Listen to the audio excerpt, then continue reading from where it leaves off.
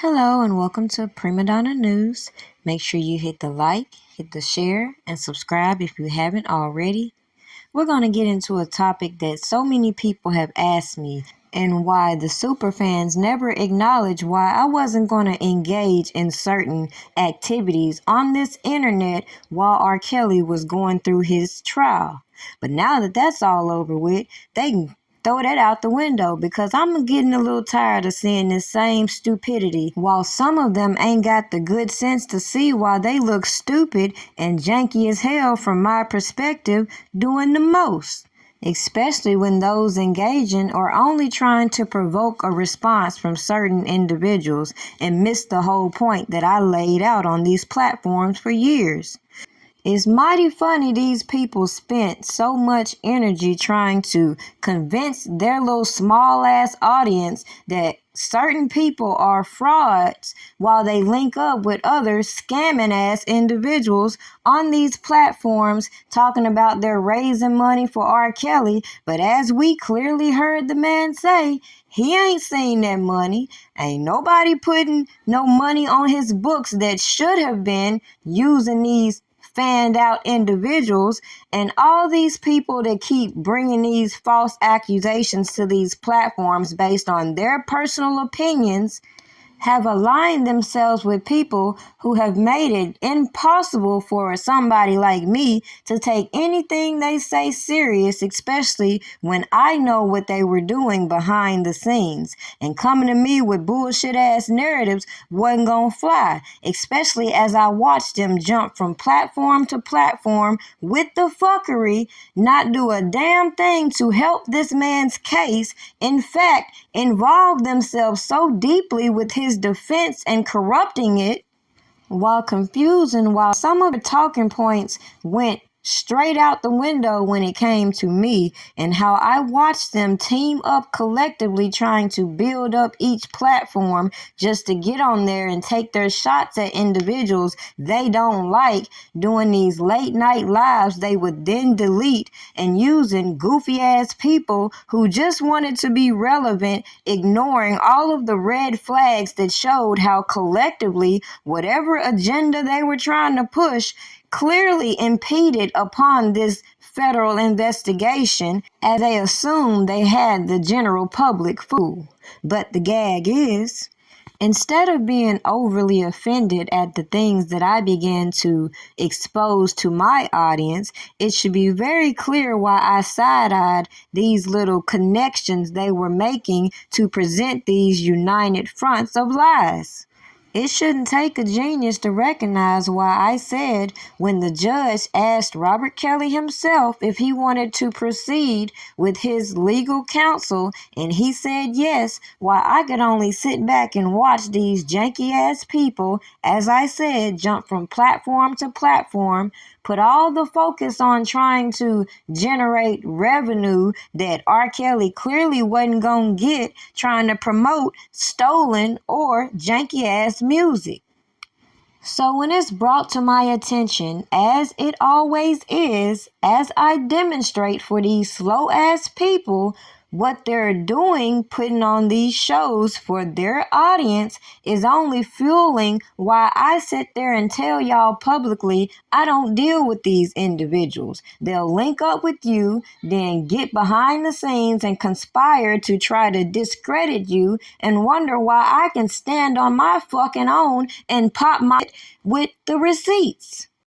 Unlike them, it was not necessary for me to jump on platforms with janky-ass bounty hunters and janky-ass promoters and all these other janky-ass so-called bad act witnesses enabling all of the lies that have been perpetuated against Robert Kelly while expecting nobody to say nothing about the fraud-ass shit that they're doing trying to mask as R. Kelly supporters.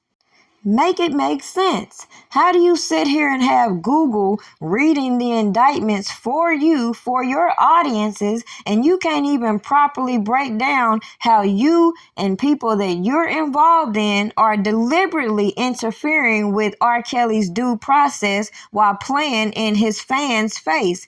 But the gag is, when they started trying to attach me with these weird ass people and present this united front, I clearly demonstrated why I didn't trust them for shit. So I definitely wasn't gonna give them any information about myself so that they can sit on these goofy ass lives and attack me based on bullshit when I can demonstrate to you how their actions are falling right in line with the accusations that people from R. Kelly's so-called inner circle were engaging in. Yet because it was so easy to gaslight those who were so fascinated by individuals who claimed to know R. Kelly instead of doing their due diligence in researching why, attaching themselves to janky-ass individuals defrauding R. Kelly's fans and teaming up with the people making accusations against him, then putting people like Azriel's attorney up on their platforms and confusing why I keep pointing out the ineffective counsel that is clearly in our face.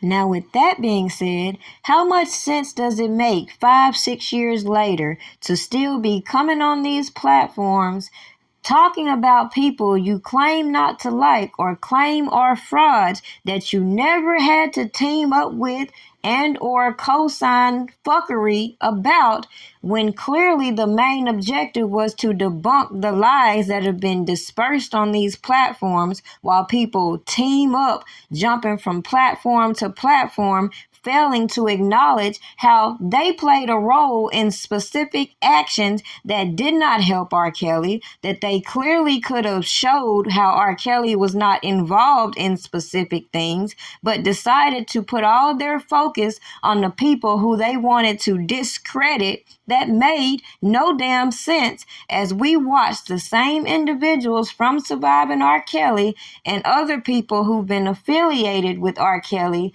take a backseat and watch the bullshit.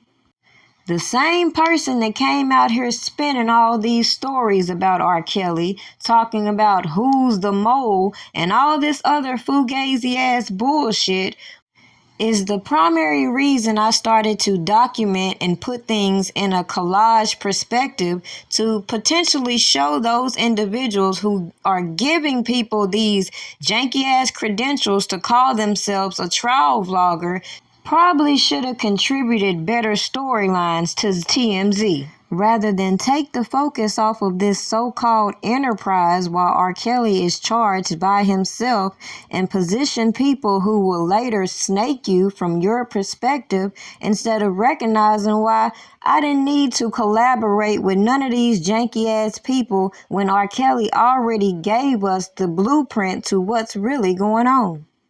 Y'all ready for the gag?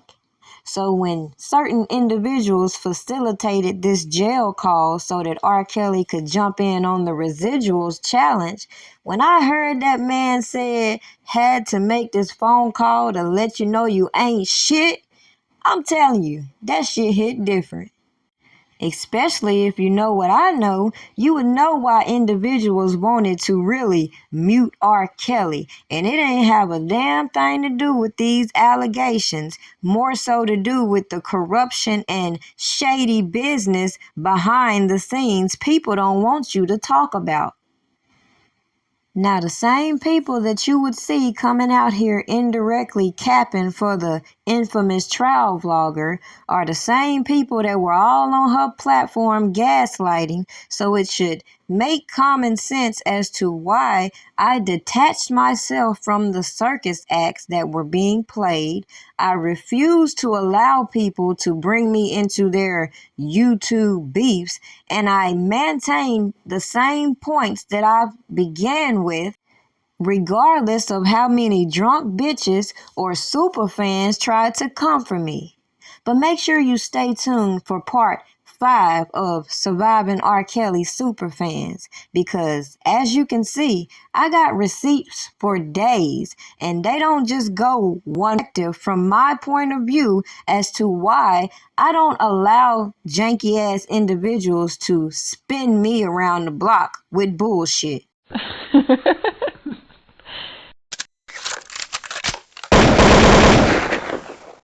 Now I'll conclude this video with one simple message that went over the superfans obvious comprehension. Going back and forth with people I claim to be moles or informants and deliberately interfering with R. Kelly's case by mixing and mingling with some of these so-called accusers and lawyers didn't put you in a better position when it comes to people who recognize what's really going on, especially when there's witness tampering being overlooked as the government is so anxious to use other individuals to technically keep their hands clean when it comes to making excuses for why they're obviously abusing their authority, and even told us their whole investigation started at the results of watching a docuseries while everybody is ignoring exactly what R. put in his music, which is again why they didn't want him to come out here and expose the truth. With all that being said, make sure you go and like my other channel, Prima Donna News Reactions, and go and check out my website and see if you see some cookies or cakes you might be interested in purchasing at primadonnapastries.com. Have a good day. This call is from a federal prison. This call is from Robert Kelly. This call will be recorded and subject to monitoring at any time. To accept this call, press 5. You may begin speaking now. I got 2 minutes. Let's go. First, I wanna thank my fans for being the realest. Now let's get down to business on this breezy remix. Had to make this phone call just to let you know you ain't shit. These questions on my mind. These questions on my mind. It's still selling my music, making all this money. Don't even send shit to my books for commentary, no. Oh, I'm in this place, I know I don't deserve it. This question's on my mind. This question's on my mind. Did I build you up? Build you up? Did I woke you up? Oh, yeah. How you not gonna show me love? Show me love. And I'm not talking about no tree. Tell me who's getting all my checks? Where's my money? Tell me who's getting paid for my crime? All that's supposed to be mine. Oh, who gave you 34 years? Who made you billions of dollars? Who put the heart in the fire and it's killing me and myself, making me all of damn it. Tell me who's getting all of mine? Who's getting all of mine? Residuals. I just need to know. Tell me who. They just called Rick. I gotta go.